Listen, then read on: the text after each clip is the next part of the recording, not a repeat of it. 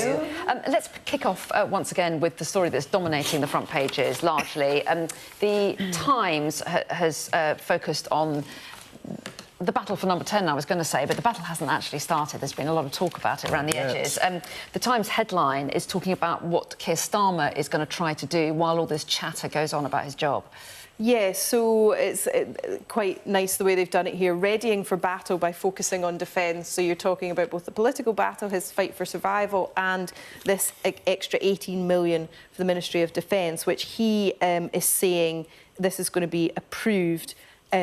Obviously, with his vulnerability, he's trying to sort of shore himself up, but possibly binding any successor by trying to push this through. We have the picture of Andy Burnham out on his run, which we are advised was not staged. No, he was just getting on with his business. Running. I'm a bit amused by the Times caption that said he proved willing to show some leg.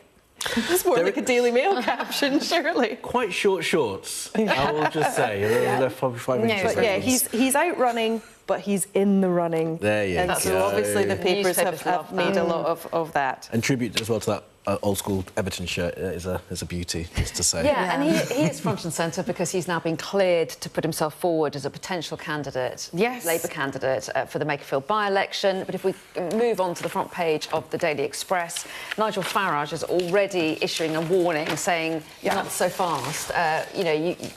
Well, he says, we'll give him a nasty shock. Yeah, and I think this is sort of where the real story is that even though a lot of Labour MPs are already jumping 5 steps ahead to when Andy Burnham might possibly, through ifs and buts, become the new Labour leader, he's got to win this seat first. He's got to win this by-election. And it's a very difficult seat for him to win. You know, it is a largely white area. It's very working class. It was very pro-Brexit back then.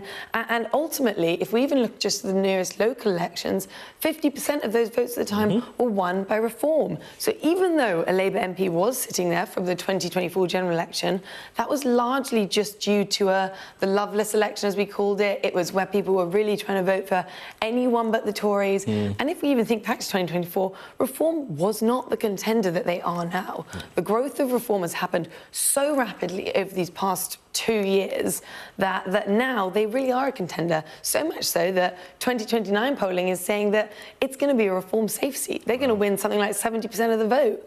So really, it's going to be an incredibly tough show for Andy Burnham to try and win this seat. It's such a gamble as well, like political gamble. Yeah, I mean, it is extraordinary that, so what we saw last week was Josh Simon standing down, obviously to pave the way for Burnham to potentially win. So imagine someone standing down and saying, this is a seat in which you can win, given your reputation, given your Manchester mayor, and then for it to not win, I mean, that would just throw everything into even more chaos. But the big news kind of for the headlines today is that he has been cleared by the Labour National Executive Committee, which previously had blocked him. So that path is clear for him to run. And we find out whether he's chosen as a candidate on Thursday. There is that, formality of a step. It seems like Labour are putting all of their ducks now into the Andy Burnham basket. And if it does fall apart, we're going to see an even more divided Labour Party, and really one that's sort of lost a lot of the fervour that they've built up over this time. It's interesting that they've settled on Makerfield and Josh Simon's been the one to step down, because in the lead-up to all of this, I'm not sure it was one of the constituents that was on the list of things, of places. Bootle was mentioned, another one in Rusholme, I think, was mentioned as well. Makerfield was kind of a surprise to me. So they've obviously thought about it, but as you point out, I think they have thought about it. Also, it's very close to where Andy Burnham actually lives. So in terms of a seat that he would take up, this is an obvious choice. If it was just a normal election time, it would be an obvious choice because he's sort of a local person to the area. But I also think they wouldn't have had much choice. This is all happening so quickly that they're being pushed into a position where he needs to get into a by-election soon. OK, it's going to be a really fascinating summer, isn't it?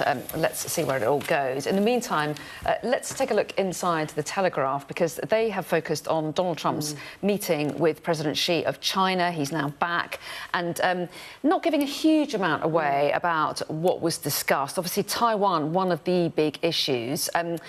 What is this article telling us about what Trump is revealing? Yeah, very little. I mean, the answer to one of the questions where he said, well, he was told that she reiterated China's strong opposition to Taiwan's independence, and Trump said, I heard him out. I didn't make a comment. And then he said that there was a direct demand of whether Washington would defend Taiwan, and he said he declined to answer. There's only one person that knows that, and it's me. Yeah. And it said, I don't talk about that. So it tells you something if he's being so guarded, that he obviously hasn't. It's part of their strategic ambiguity, isn't it? Because whatever he says is going to be judged one way or the other by Taiwan or by China. So him being sort of mysterioso, I guess, is part of his thing. I think it is him being sort of mysterioso, but I also think it's because largely this was a sort of summit of two people where not much has been decided at the end of it. Not much came out of it in the end. It's fascinating watching these two people come together. It's the first time that a president has visited China in almost a decade, and ultimately they are just completely different people.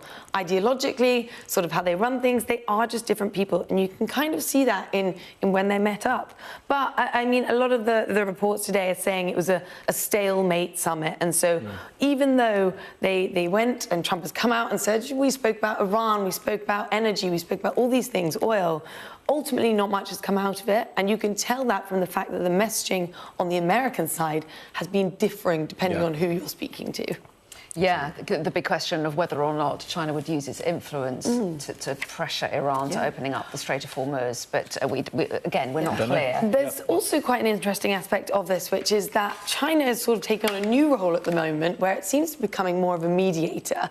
Whereas it used to be America's role, a lot of countries are now turning to China. We know Spain has recently gone to China and be like, you need to help out the situation in the Middle East. Ultimately, that was a situation that was created by America. So that kind of role reversal we're seeing between these two sort of superpowers is very interesting to watch unfold. And the next visitor to China as well is Vladimir Putin. Yeah, that's right. Going pretty soon. Yeah. Feels very apt. Yeah, let's turn to the front page of the Daily Mirror now for something completely different. And this is the amount of money that... I was going to say posh and best. David and Victoria Beckham, to be more respectful. Or Sir David. Sir David. Give him the right title.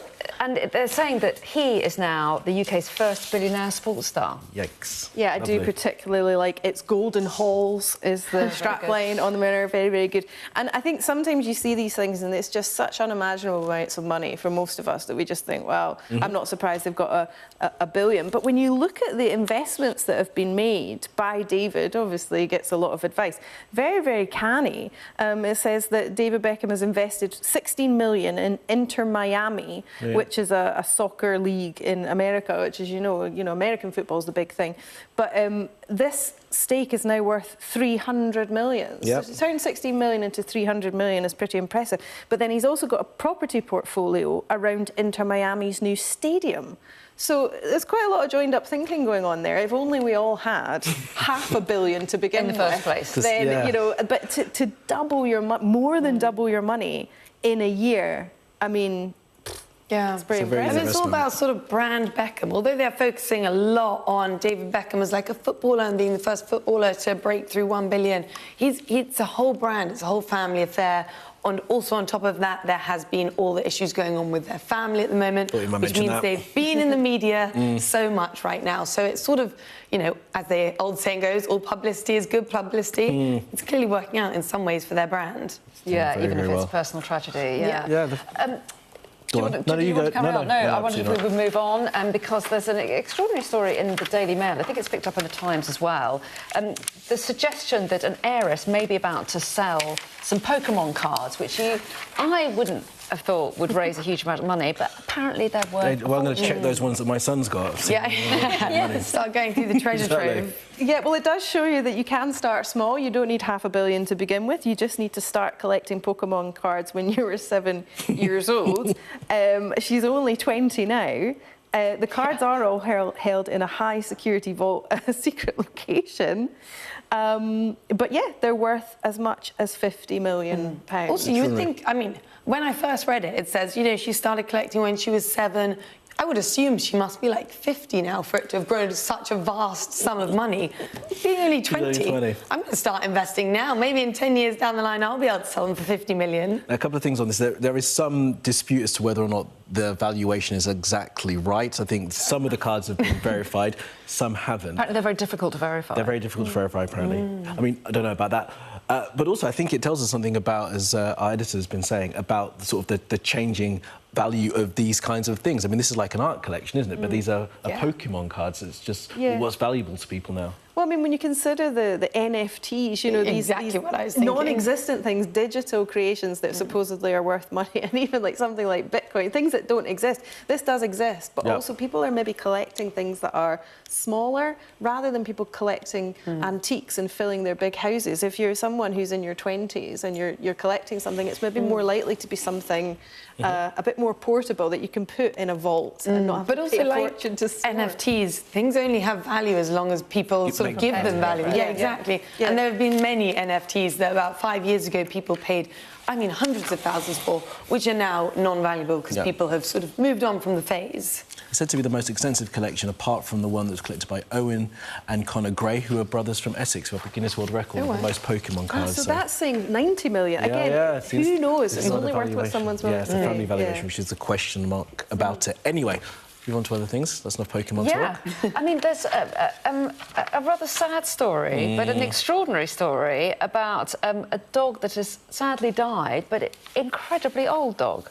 I think it's quite a happy story because this lovely dog... Well, not for the dog. No, but it was spirited until the end. It managed to get adopted last month at the age of 29. So you do hear a lot of these stories about, oh, the old cat or dog in the dog home that no one wants, but someone's come along and adopted this dog. The woman was actually younger than the dog who adopted it. And then it's you know, I'm sure it was not her fault that it died quite soon afterwards. But yeah, it lived for nearly 30 years with one owner. This is in the French Alps.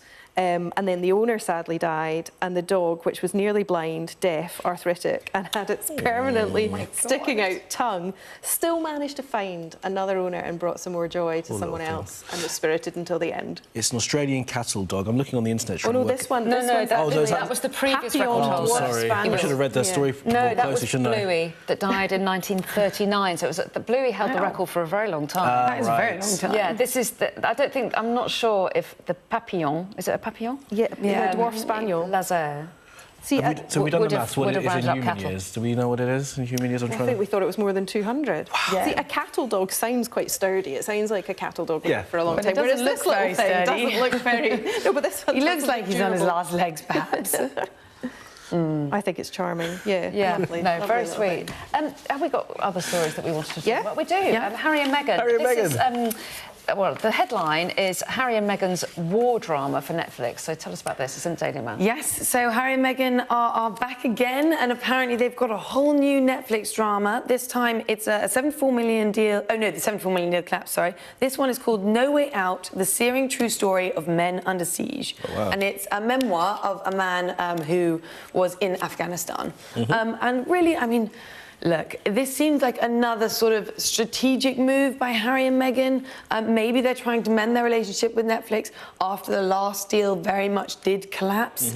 But they've had several projects with Netflix at this point that have flopped. A lot of them have been much more, you know, maybe Happy, Meghan's cooking show, or even his polo documentary that was made. This feels like they're trying to do a slightly different thing, a bit more masculine, a bit more war, a bit more sort of serious documentary style. Whether it will work, who knows? We'll find out. They've got to make money, haven't they? On that cliffhanger. Lovely to have your company this morning. Thanks very much. See you soon.